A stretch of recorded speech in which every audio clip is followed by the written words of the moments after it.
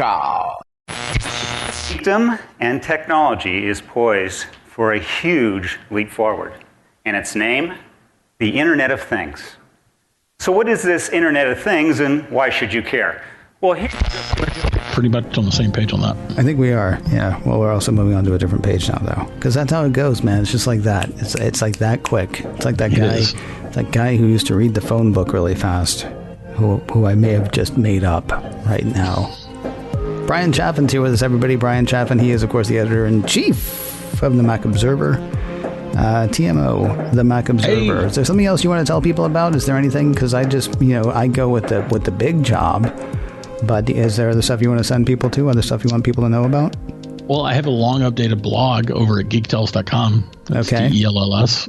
I have mostly neglected Twitter accounts at TM O'Brien and also at Geektells. Geektells is like is where I read and don't tweet about politics and reading and writing. Okay. And TM O'Brien is where I don't tweet very much about technology. Yeah. Okay. So you're doing great at the whole Twitter thing. I am super focused on not being very great at the Twitter thing at the moment. So I'm guessing that's not going to be your aha moment for the past few weeks of this show. And it was something that happened to me a while ago where it's funny, actually, because I reference you quite a bit when I explain this. I spent a long time thinking 5G is just dumb. Not dumb, but I don't see why I care. I don't see why I care. And then I was reading some article that was talking about autonomous vehicles and how many, how quick the communication is going to have to be. And all of a sudden I got 5G. I had an aha moment where for me personally, I didn't get 5G, but I began to understand, hey, it's not just about you. Right. Other people have had different things. Like Shelley Brisbane had her aha moment around TikTok. Mike Rose, several years ago, had his aha moment around Wi-Fi.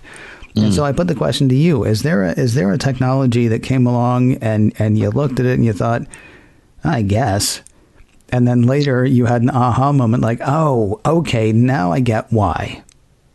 Yeah, I have, and of course I did get to think about this ahead of time, so thank you. My aha moment was probably with smart home stuff. Okay.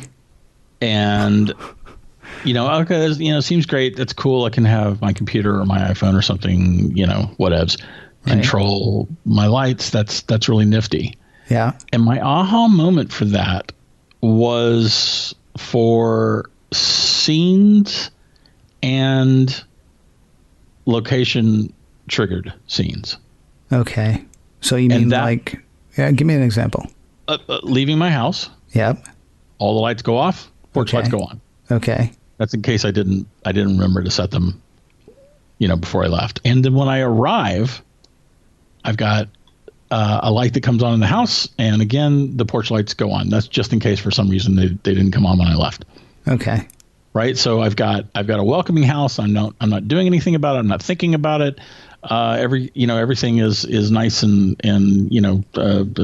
brightly lit for me, and then the same thing too with being able to turn all my lights off in the house when I go to bed with a vocal command. That's not location based, but being able to do scenes really changed my mind about having taken the effort to set up a smart home, and doing the location based stuff is to me worth the still hassles that go along with having a smart home.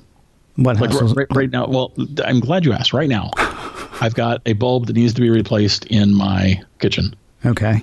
Which means bringing the stepladder from the garage.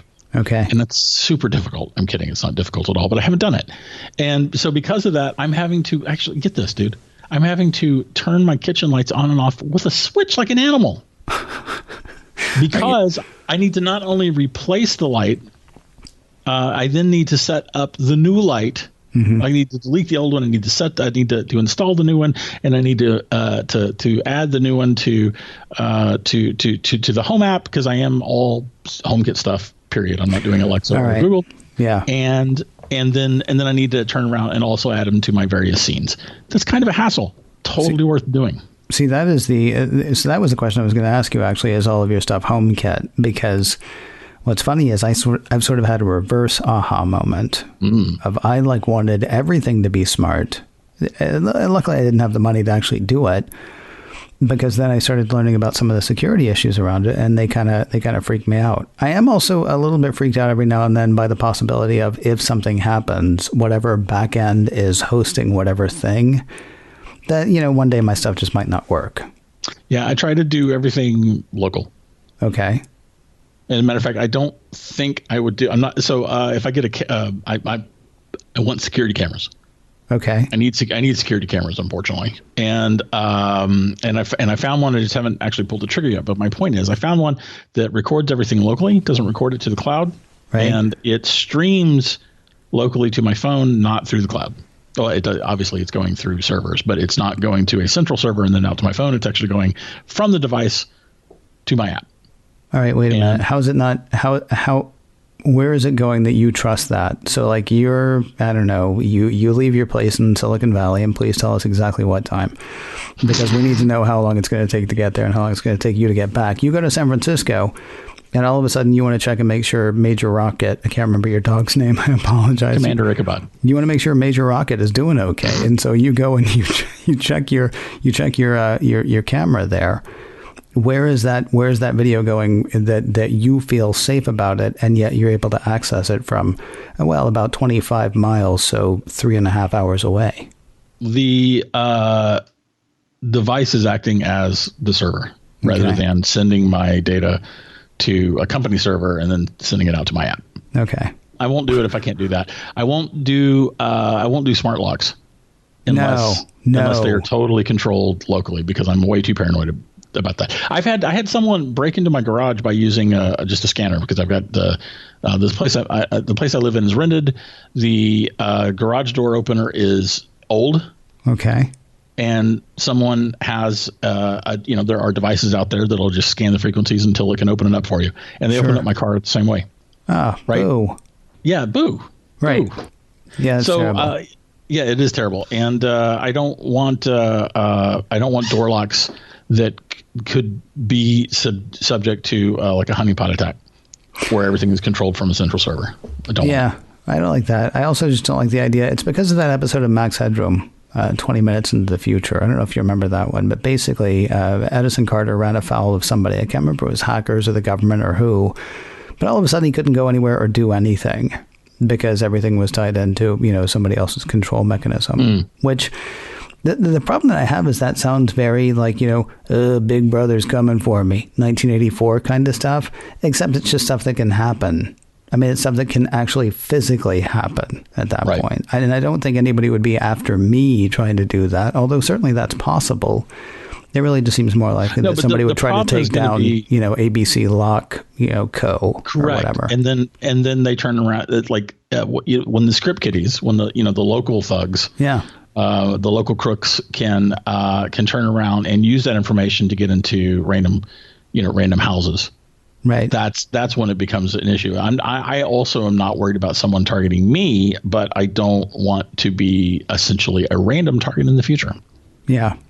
Same thing with cameras. Like I don't want cameras where, we get stories already about cameras that are compromised. Right. And that's a terrible thing.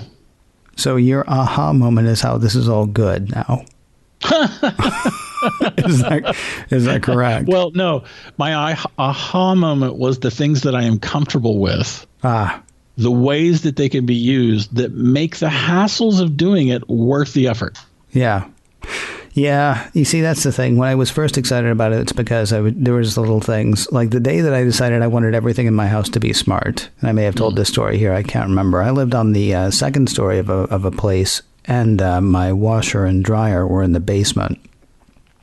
And I knew exactly how much time I had. I knew what I wanted to wear. I put in the thing that I wanted to wash, and I knew I had just enough time to wash it, move it over to the dryer, and that's great. And I set a timer and everything, and then I went upstairs and did my stuff and came back downstairs to put it in the dryer. And it turns out the washer had gone off balance. And that was when I had my aha moment of, man, if this thing was internet connected, it could have sent me a message letting me know that, and I wouldn't have to choose something new to wear to go out now. Now, in retrospect, if I had been thinking about those things at the time, I would have bought them without even thinking about the security of it. And I would have ended up in a world of security hurt possibility. But I blame doing the checklist for caring about that, honestly. If I had never done the checklist, that security show that I do, and had bought a lot of appliances that I could put ground effects on, right? So I could have them like blast light out from under the refrigerator and stuff like that. Then I think I would be just as happy as you are with smart stuff.